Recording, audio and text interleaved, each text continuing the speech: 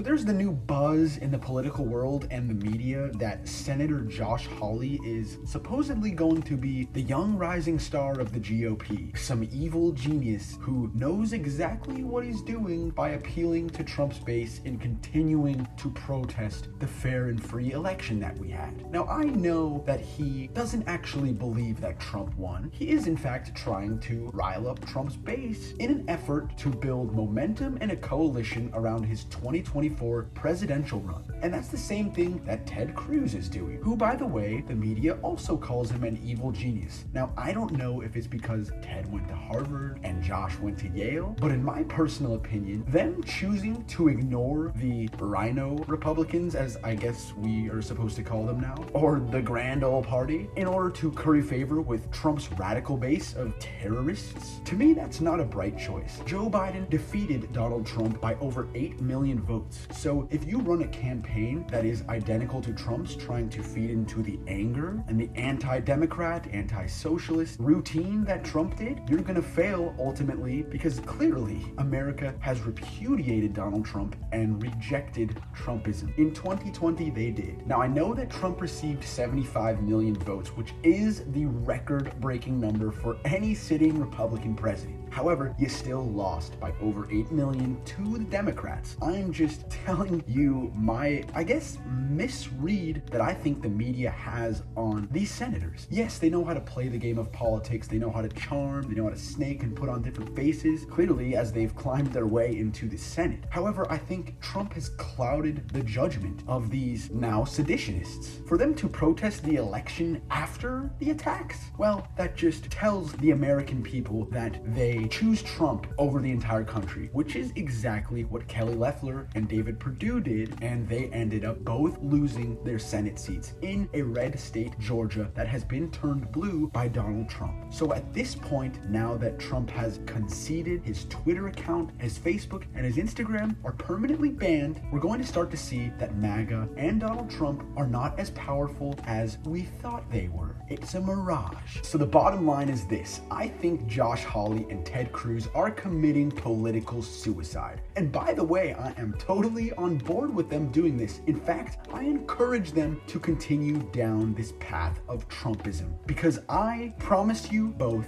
that you will bear the scarlet letter, or word, should I say, on your forehead for life. That is Trump. And unlike a bottle of fine wine, that word will not age well. I'll see you both in 2024 when you decide to run for president, and I guarantee that you will lose again to Joe Biden, or if it's Kamala Harris or any Democrat, because we are tired of Trumpism.